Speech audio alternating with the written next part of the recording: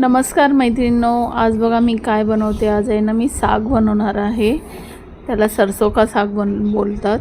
तर इथं आहे ना राईची भाजी, पालक, मेथी, बथवा आणि शेपू हे सगळ्या आहे ना मिक्स भाज्या घेतलेल्या आहेत, पालेभाज्या. तर खूप टेस्टी भाजी आहे, तुम्ही नक्की ट्राय करा. तर सगळ्यात पहिले तर मी आहे ना सगळ्या भाज्या आहे ना एकदम बारीक बारीक चिरून घेतलेल्या आहेत, पाहू शकता इथे. आणि इथं मी कुकरला शिटी मारून घेणार आहे. तर हे सगळ्या भाज्या टाकून आहे ना कुकरमध्ये एकदम असं गाळा होईपर्यंत शिजून द्यायची आहे.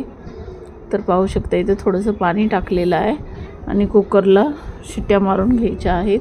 या भाजीला शिजायला ना खूप वेळ जातो, कारण ही भाजी ना एकजीव होईपर्यंत आपल्याला शिजून घ्यायची आहे. तर इथं लसूण, अद्रक आणि हिरवी मिरची आहे. तर मी आहे ना याला वाटून घेणार आहे मिक्सरच्या भांड्यात. इथं वाटलं जात नव्हतं म्हणून मी मिक्सरच्या भांड्यात वाटून घेणार आहे. तर इथं वाटलेलं आहे. परत त्या भाज्यामध्ये सगळं टाकून घ्यायचं आहे आणि आता आपल्याला नाही तो कुकर लावून घ्यायचा आहे. व्यवस्थित पहिलं मिक्स करून घ्यायचं आहे. त्याला थोडंसं मीठ पण टाकायचं आहे भाजी शिजताना. तर मीठ थोडंसं व्यवस्थितच बघून टाका, कारण भाजीमध्ये मीठ जास्त पडायला नको त्यासाठी. तर हे बघा इथं एकजीव सगळं केलेलं आहे. आणि आपण आता ह्याला कुकरचं झाकण लावून एक 10 शिट्ट्या तरी मी दिल्या होत्या, तेव्हा ही भाजी शिजली होती. तर इथं आहे ना मक्याची रोटी बनवणार आहे, म्हणजे मक्याची भाकर. त्यासाठी कढई ठेवलेली आहे. कढईमध्ये थोडंसं पाणी टाकलेलं आहे आणि थोडंसं तेल आणि मीठ टाकून घ्यायचं आहे. तर बघा इथं मक्याचं पीठ मी आयतच आणलं होतं, त्याला चाळून घेतलेलं आहे. आणि आता याला व्यवस्थित असं, जसं आपण तांदळाची भाकर कशी करतो त्याची उकड कशी काढून घेतो, त्याच पद्धतीने आपल्याला ह्याची उकड काढून भाकर बनवायची आहे. आता हे अशा पद्धतीने मी सगळं गरम पाण्यात टाकलेलं आहे. व्यवस्थित असं मिक्स करून घेतलेलं आहे.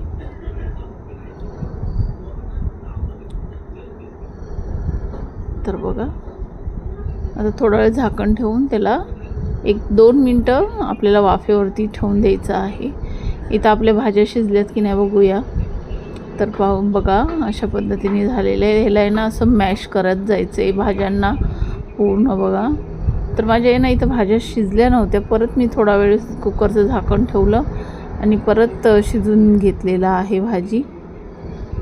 हे बघा अजून शिजल्या गेल्या नाहीत भाज्या. परत थोडा वेळ झाकण ठेवून परत शिजून घेतलेलं आहे. इथं भाकरीचं पीठ आपल्याला आहे ना परातमध्ये काढून घ्यायचं आहे. वाफ झालेली आहे त्या पिठाला. तर बघा मक्याचं पीठ आता असं थोडं थोडं थंड पाणी टाकून आहे ना हाताला सोसेल असं पाणी लावून लावून आपल्याला पीठ मळून घ्यायचं आहे. तर बघा इथं सेम जशी आपण तांदळाची भाकर कशी करतो त्याच पद्धतीने आपल्याला ही भाकर बनवायची आहे.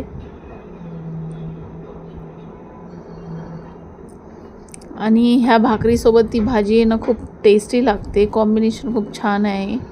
आता बघा परत मी शिट्ट्या मारल्यात. आता परत आपण बघूया भाजी शिजले की नाही.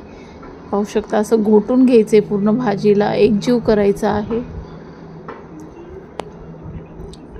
तर बघा अशा पद्धतीने पूर्ण भाज्या घोटून घेतलेल्या आहेत. इथं आता आपल्याला भाजीला फोडणी मारायची आहे. मी थोडंसं तूप टाकलेलं आहे, तुपामध्येच फोडणी मारलेली आहे. तर इथं जिरे टाकायचे आहेत आणि कांदा कापून ठेवलेला आहे, तो कांदा टाकायचा आहे. याला टमाटर वगैरे काहीच टाकायचं नाही आहे. फक्त साधी सिंपल भाजी आहे, पण खूप टेस्टी लागते. इथे मी ना लाल मिरच्या होत्या माझ्याकडे, त्या थोड्याशा कट करून, सुक्या लाल मिरच्या त्या कट करून टाकलेल्या आहेत. आणि जे आपण कुकरमध्ये भाजी शिजवली होती ती टाकून घ्यायची आहे आणि व्यवस्थित असं आपल्याला वाफेवरती शिजून द्यायची आहे.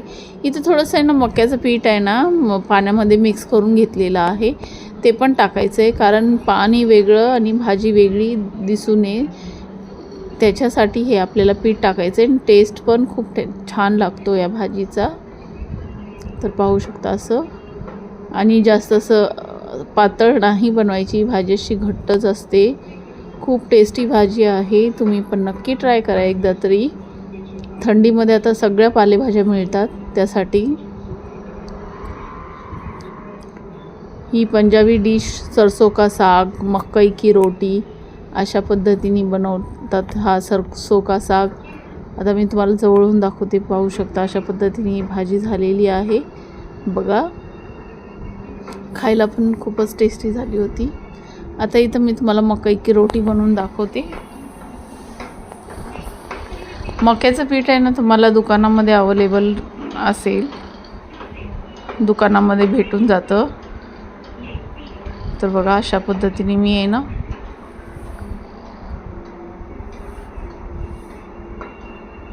रोटी बनवून घेणार आहे।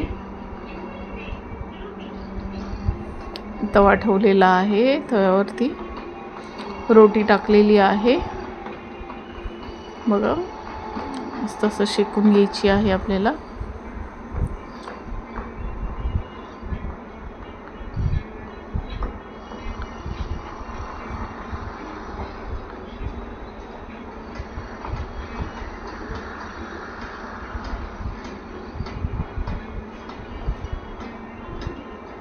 आपली तर रोटी झालेली आहे।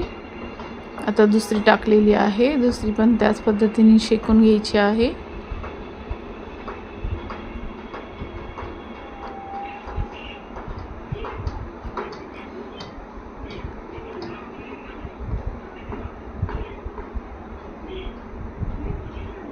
मस्त असं आपली रोटी पण तयार झालेली आहे, भाजी पण तयार झालेली आहे।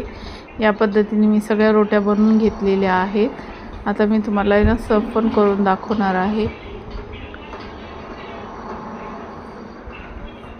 एकदम मऊसूत होतात या रोट्या, खूप छान असं झालेला होता बेत।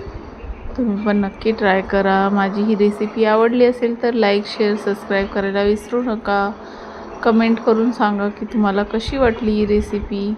आणि या तुम्ही पण खायला सरसों का साग, मकई की रोटी मस्तच असं झालेलं आहे।